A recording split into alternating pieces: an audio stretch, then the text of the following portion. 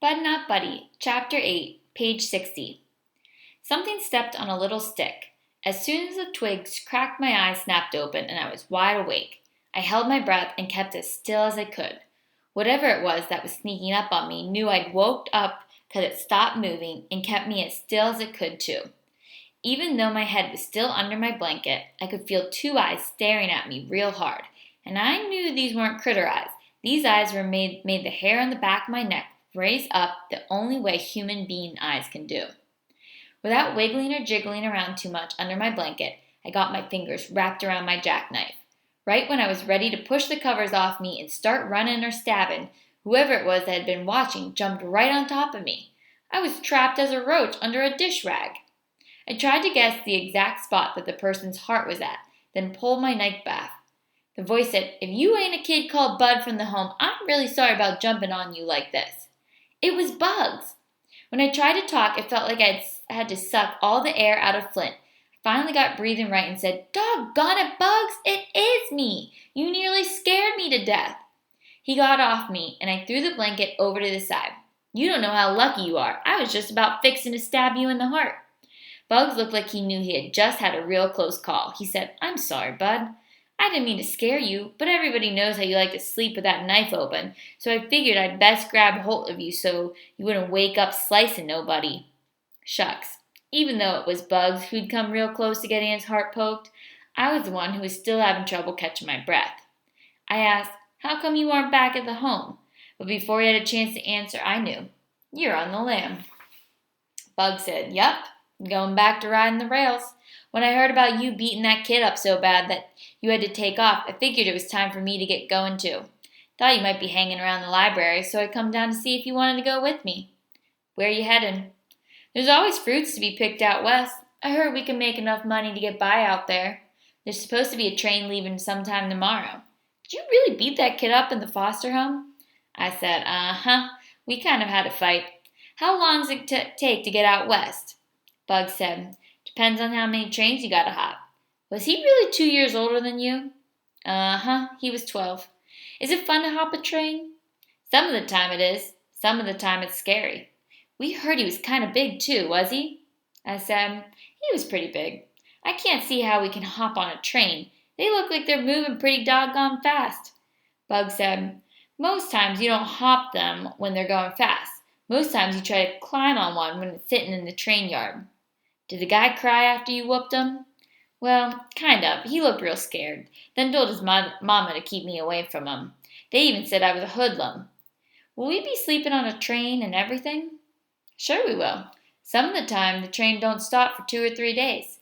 Man, I always try to tell people that just because somebody's skinny don't mean they can't fight. You're a hero now, Bud."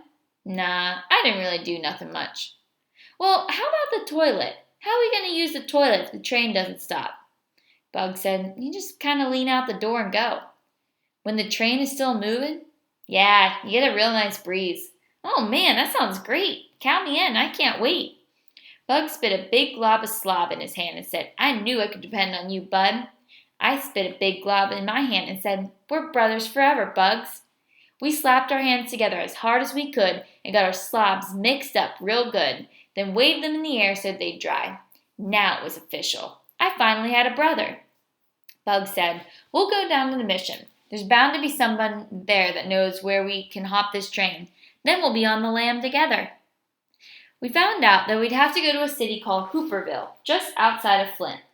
The only trouble was, nobody knew exactly where Hooperville was. It was dark before we found out the right direction. I'd never heard of a city that was so doggone hard to find. We walked on a trail through some woods that run right up against Thread Creek. We couldn't tell where we were. We could tell we were getting close to Hooperville because we heard somebody playing a mouth organ, and the smell of food cooking was getting stronger. We kept walking in the direction that the sky was glowing with an orangish light. When we could hear the music real clear and folks talking to each other and the sound of sticks cracking in a fire, we started cutting through the trees. That way, we could peek into Hooperville first. We looked out from behind a big tree and saw that a big wind, or even 2 or 3 big wolves huffing and puffing real hard, could blow Hooperville into the next county. It was a bunch of huts and shacks thrown together out of pieces of boxes and wood and cloth. The Amos's shed would have looked like a real fancy house here. Right near our tree was the big fire that had been lighting up the sky. It looked like 100 people were sitting around it, watching things burn or waiting for the food cooking in 3 big pots set up in the fire. There were 2 littler fires burning in Hooperville. One had a pot that was big enough to boil a whole person in it. A man was stirring things in the pot with a big stick, and when he raised the stick up, he'd pull some breeches or a shirt out and pass it over to a white man who was hanging the clothes on a line to dry.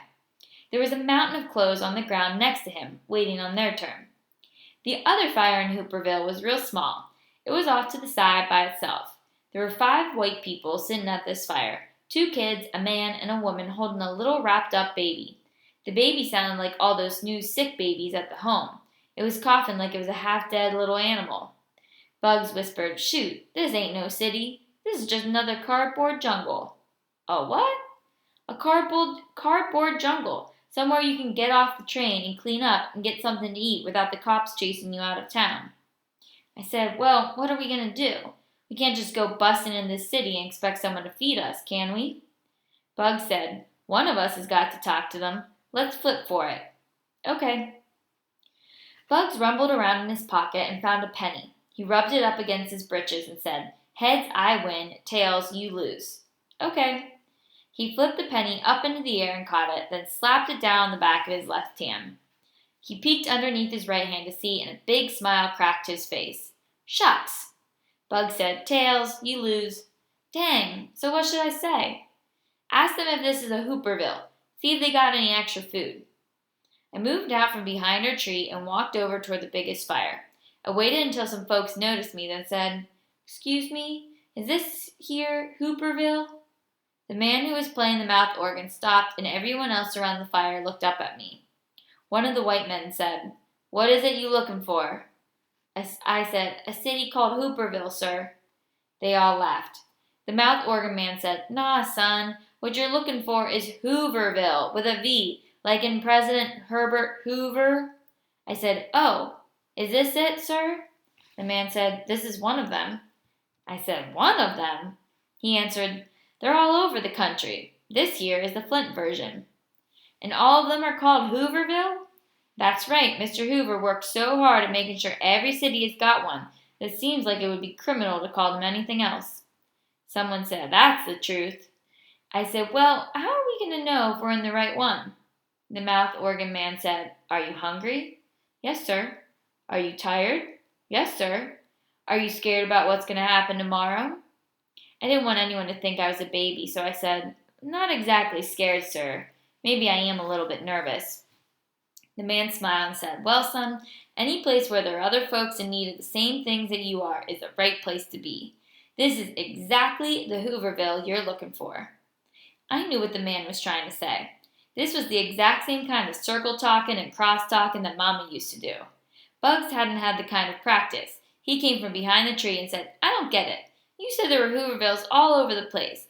What if we was looking for the Hooverville in Detroit or Chicago? How could this be the right one to be in?" The man said, "You boys from Flint?" I said, "Yes, sir."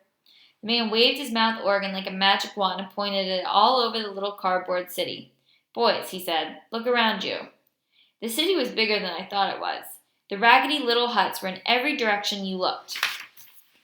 And there were more people sitting around than I first thought, too. Mostly it was men and big boys, but there were a couple of women every now and then and a kid or two. They were all the colors you could think of, black, white, and brown, but the fire made everyone look like they were different shades of orange. There were dark orange folks sitting next to medium orange folks sitting next to light orange folks. "All these people," the mouth organ man said, "are just like you. They're tired, hungry, and a little bit nervous about tomorrow. This here is the right place for y'all to be because we're all in the same boat. And you boys are nearer to home than you'll ever get." Someone said, "Amen, brother." The mouth organ man said, "It don't matter if you're looking for Chicago, Detroit, or Orlando, or Oklahoma City. I rode the rails to all of them. You might think, you might hear that things are better just down the line, but they're singing the same sad song all over this country. Believe me, son, being on the road is no good. You two boys are from Flint. This is the right Hooverville for you." Someone said, "Brother, why don't we feed these boys? That one looks like he ain't et in 2 or 3 months." Shucks, he didn't have to point or nothing. Everyone knew who he meant. But I didn't care. The food was bubbling up in those 3 big pots, even sounding delicious. The mouth organ man said, "You're welcome to join us, but we all pitch in here. So unless either one of you is carrying one of them smoked West Virginia hams in them bags, looks like you'll be pulling KP tonight." I said, "Pulling what, sir?" He said, "KP, kitchen police. You do the cleanup after everyone's had their fill. There are a couple of other young folks who'll show you what you have to do." Me and Bugs both said, "Yes, sir." This seemed like a real good trade. A woman handed me and Bugs each a flat, square, empty tin can. "That, my lords, is your china. Please be careful not to chip it." My china had the words Jumbo A&P Sardines stamped into the bottom of it.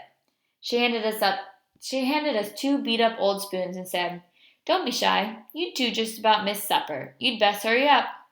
She took us over to one of the big pots and filled up our tin plates. "You're lucky," she said.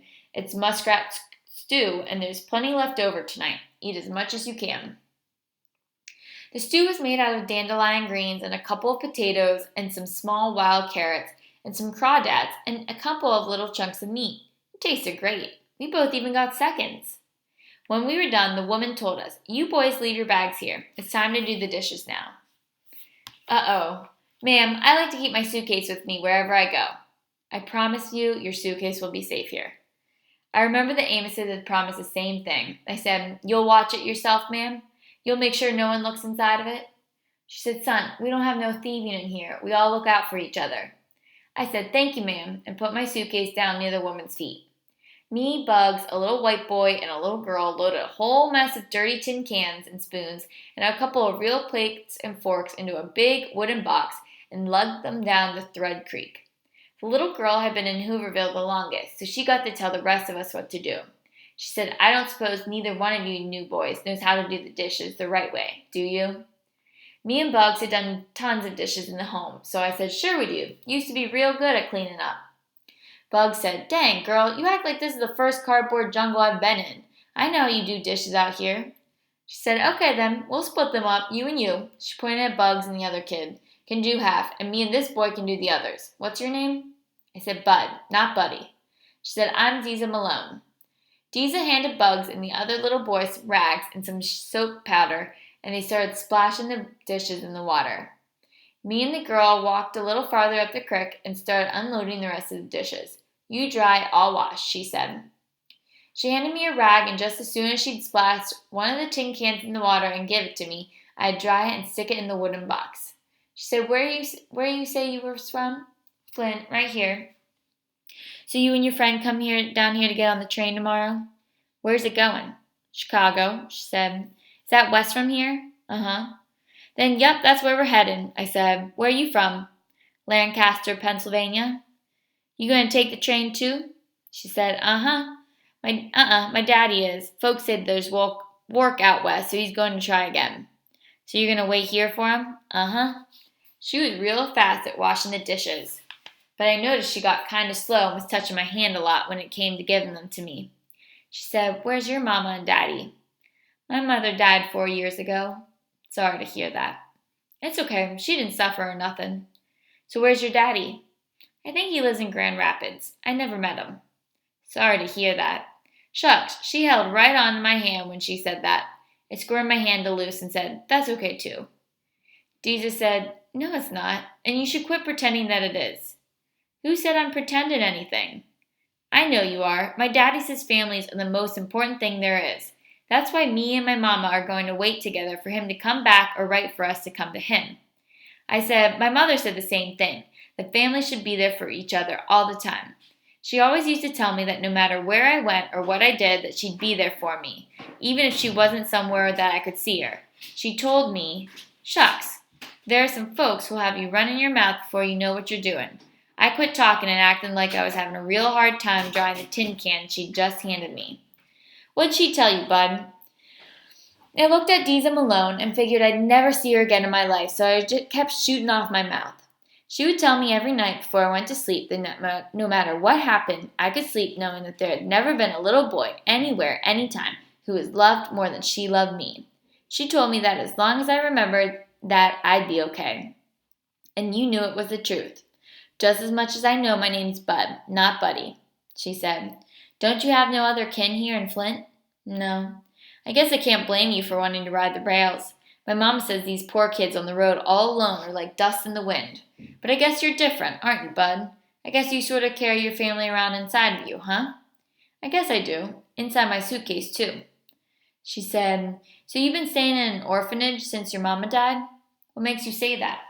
Well, you're kind of skinny, but I can tell by the way you talk and the way you act that you haven't been out on the road for very long. You still look very young. I said, Shucks, I'm not all that young. I'm going to be 11 on November 14th. And I'm not skinny, I'm wiry. Some folks think I'm a hero. So, Mr. Hero, we're the same age, but you've been staying in an orphanage. I have been staying in a home. My daddy says being on the road ain't fit for a dog, much less a kid. How come you don't just go back to your orphanage? Started up touching my hand too much again. Deeza Malone seemed like she was all right, so I came clean with her. Don't tell no one, but I lit out from a foster home, so I'm on the lam. And I wouldn't go back to the home even if I could. It's getting so there's too many kids in there. So? That's better than being cold and hungry all the time and dodging the railroad police. What do you mean? You don't think they just let people jump on the trains, do you? Well, I guess I hadn't thought about it. See, I knew you were too nice to have been out on the road. You're going to have a bad surprise tomorrow morning. That won't bother me too much.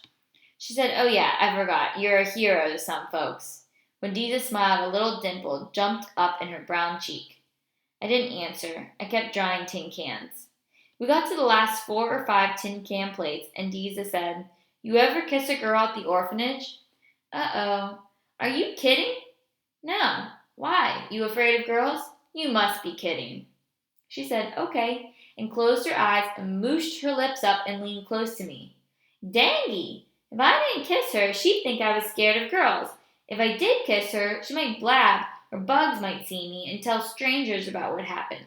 I looked down the creek to where Bugs and the other boy were, still splashing in the water.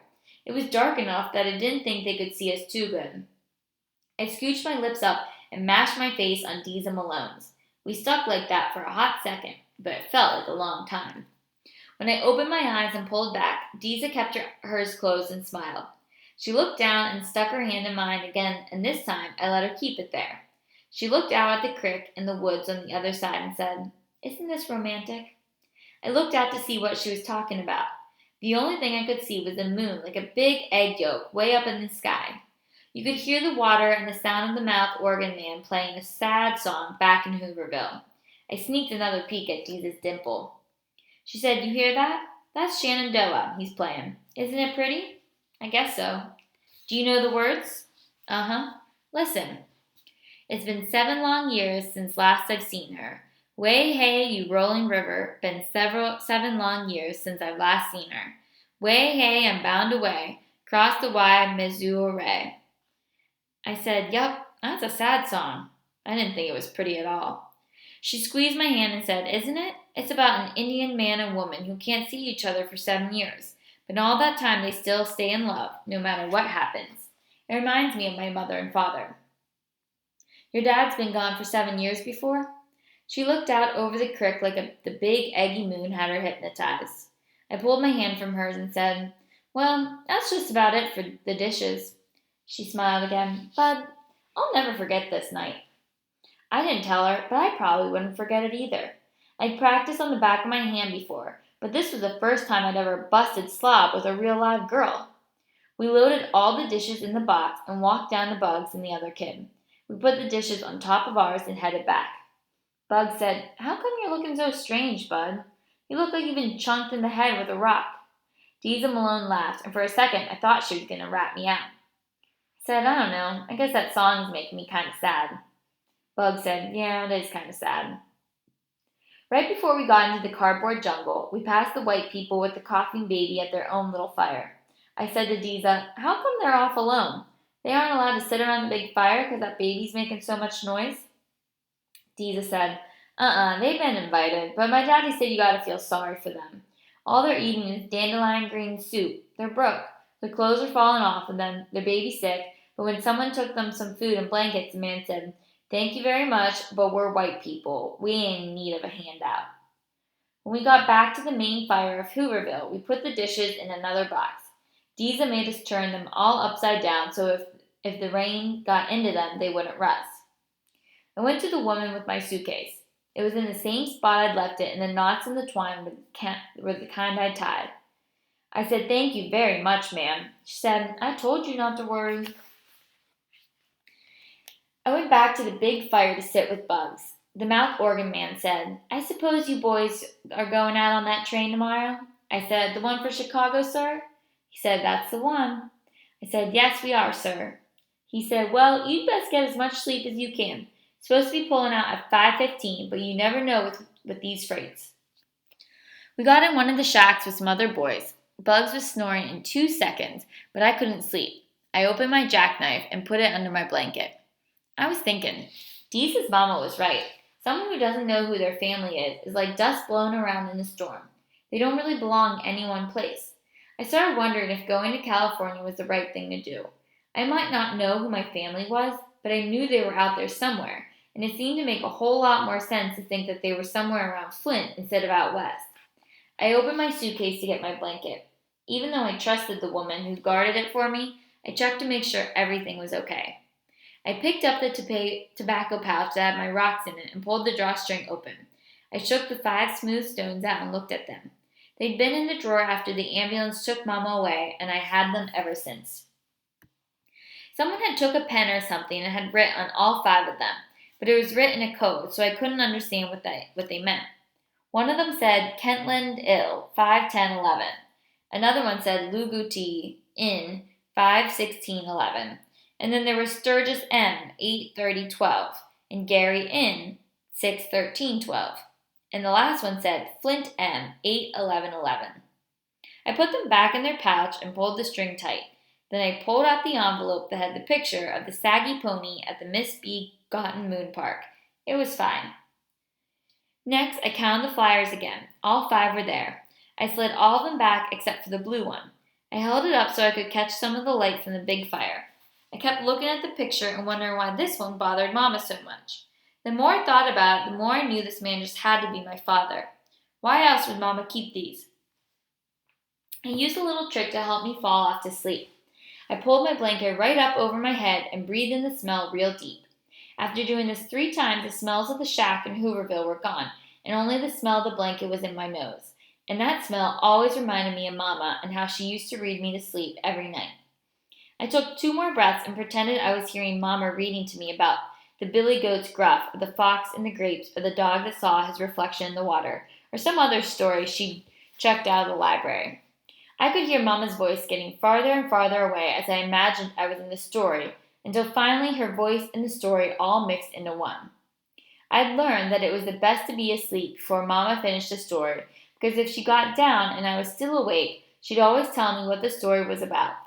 I never told Mama, but I think that always ruined the fun of the story. Shucks, here I was thinking I was just hearing something funny about a dog, fox or a dog, and Mama spoiled it by telling me they were really lessons, but not being greedy or not wishing for things you couldn't have. I took 2 more breaths and started thinking about the little hen that baked the bread. I heard, "Not I," said the pig. "Not I," said the goat. "Not I," said the big bad wolf. Then whoop, zoop, sloop, I was asleep. I started dreaming about the man with the giant fiddle. He was walking away and I kept calling him, but he couldn't look back. Then the dream got a lot better. I turned away from where Hermione Calloway was, and there stood Deeza Malone. I told her, "I really like your dimple." She laughed and said, "See you in 7 years." A man screamed, "Get up! They're trying to sneak it out early." I jumped straight up and banged my head on the top of the shack. I ran outside. It was still dark and the fire was just a pile of glowing sticks. The man was screaming at the top of his lungs, "Get up! They've fired the engine or are fixing to take off." Bugs and the other boys came and stood next to me. Bugs said, "Is it a raid?" Someone said, "No, they're trying to sneak out before we get up." People started running all over Hooverville. Bugs said, "Come on, Bud, get your stuff. We gotta get on with that train." I folded my blanket up and put it in my suitcase and tied the twine back. I put my jackknife in my pocket and Bugs and I ran outside. I hadn't got 6 giant steps away from when a boy stuck his head out the door and yelled, "Hey Slim, is this your paper?" I looked back. My blue fire! I forgot to put it back in the suitcase. Bugs said, "Hurry, I'll wait. I'll catch you. Go ahead." I ran back and took my flyer from the boy. Thanks a lot. I ran back out into the crowd that was tearing through the woods. There were a million men and boys running in the same direction. I didn't want to fold the flyers up, so as I was running, I slid it between the twine and the suitcase. I put it back inside once we got on the train. No one was talking. All you could hear were the sounds of a million feet smacking on the trail and the sound of a million people trying to catch their breath. Finally, a hiss sound started sounding loud, getting louder and louder, and I knew we weren't too far away. We broke out of the woods, and there in the dark sat the train. The locomotive was hissing and spitting coal-black smoke out into the sky. Every once in a while, a big shower of sparks would glow up from inside the dark cloud, making it look like a gigantic black genie was trying to raise up out of the smokestack. The train went as far back as you could see. There must have been 1,000 boxcars, but everyone had stopped and was just standing there watching. No one was trying to get on. I pushed my way to the front to see if I could find Bugs, and I saw why everyone had stopped. There were 4 cop cars and 8 cops standing between the crowd and the train. The cops all had billy clubs and were spread out to protect the train. The crowd kept getting bigger and bigger. One of the cops yelled, "You men know you can't get on this train. Just go on back to Shantytown and there won't be no trouble." A white man said, "This is the only train going west for the next month. You know we got families to feed and have got to be on it. You go get back in your cars and you'll be right. There won't be no trouble." The cop said, "I'm warning you, the Flint police are on the way. This here is private property, and they have orders to shoot anyone who tries to get on this train." A man next to me said, "I'd rather be shot than sit around and watch my kids go hungry." The cop said, "This is America, boys. You're sounding like a bunch of commies. You know I can't let you on this train. I got kids to feed too, and I'd lose my job." Someone yelled, "Well, welcome to the club, brother." It seemed like we stood looking at the cops and them looking at us for a whole hour. Our side was getting bigger and bigger, and the other cops started looking nervous. The one who was doing all the talking saw them fidgeting and said, "Hold steady, men." One of the cops said, "Jake, there's 400 men out there and more coming. I don't like these odds. Mr. Pinkerton ain't paying me enough to do this." He threw his cop hat and his billy club on the ground. Everybody froze when the train whistle blew one long time and the engine started saying shh, shh, shh. The big steel wheels creaked a couple of times, then started moving. 4 of the other cops threw their hats and billy clubs down too. The boss cop said, "You lily-livered rats," and it was like someone said, "On your mark, get set, go." The engine was saying, "Shoo, shoo, shoo, shoo," and a million boys and men broke for the train. I got pushed from behind and fell on top of my suitcase. Someone reached down and pulled me up. I squeezed my bag to my stomach and ran. The train was going faster and faster. People were jumping on and reaching back to help others. I finally got to the tracks and was running as hard as I could. I looked up into the boxcar and saw Bugs. He screamed, "Bud, throw your bag, throw me your bag." I used both hands to throw my suitcase at the train. Bugs caught it, and when he set it behind him, the blue flyer blew out of the twine and fluttered outside the door. But it was like a miracle. The flyer flipped over 3 times and landed right in my hand. I slowed down and put it in my pocket. Bugs reached one arm out and screamed, "Bud, don't stop, run." I started running again, but it felt like my legs were gone. The car with Bugs in it was getting farther and farther away. Finally, I stopped. Bugs was leaning out of the door and stopped reaching back for me. He waved and disappeared into the boxcar. A second later, my suitcase came flying out of the door. I walked over to where it landed and picked it up. Man, this is one tough suitcase. You couldn't even tell what it had been through. It still looked exactly the same. I sat on the side of the tracks and tried to catch my breath. The train and my new pretend brother got farther and farther away, chugging to Chicago. Man, I'd found some family, and he was gone before we could really get to know each other. There were 6 or 7 other people who didn't make the train, so we all walked back toward Hooverville. They must have lit the big fire again. The sky in the direction was glowing orange. The cop that first threw down his billy club walked over to us and said, "He wasn't lying about that Flint police coming, but they're coming to bust up the shantytown. You all should get out of here." When we got close to Hooverville, we heard 4 gunshots. We all spread into the woods and sneaked up to see what had happened. I peeked from behind a tree and could see a bunch of cops standing around with pistols out. All the men and boys and women that were left in Hooverville were bunched up on one side and the cops were on the other. The fire had been lit and it was burning bigger than ever. But now it was burning because the cops were tearing all over the shacks down and were throwing the wood and cardboard and hunks of cloth in the middle of it. One of the cops dragged the big clothes washing pot over to the side and stuck his pistol down in it and shot 4 more times. Whew! Instead of shooting people, they were shooting holes into all the pots and pans. A man was yelling, "You yellow-belly lowlifes, you waited till you knew most of the men was gone, you cowards." The cops wouldn't talk of nothing. They just kept piling Flint's Hooverville into the fire. I tried to see if I could spot Deeza Malone, but there were too many people. It seemed like the only good thing that came out of going to Hooverville was that I finally kissed a girl. Maybe someone was trying to tell me something. What with me missing the train and the blue flyer flown back to me, maybe Deeza Malone was right. Maybe I should stay here in Flint. I walked back farther into the woods and sat down. I pulled the blue flyer out of my pocket and opened my suitcase back up. I smoothed the flyer out and took another good look at it. Maybe it came floating right back to me because this Herman E. Calloway really was my father. Wait a minute. I sat up. The names Caldwell and Calloway are a lot alike. Both of them have 8 letters, and there aren't too many names that have a C, an A, an L, and a W all together like that. I remember what I read in that little big book, Gangbusters. It said a good criminal chooses an alias that's kind of close to their own name, except I couldn't figure out who was a criminal here and why anybody needed an alias. I wanted to stay and look for Deeza and her mother, but it was too hard to hear all the people crying and arguing. Besides, I was still on the lam. I started walking. If I hurried, I could get breakfast at the mission.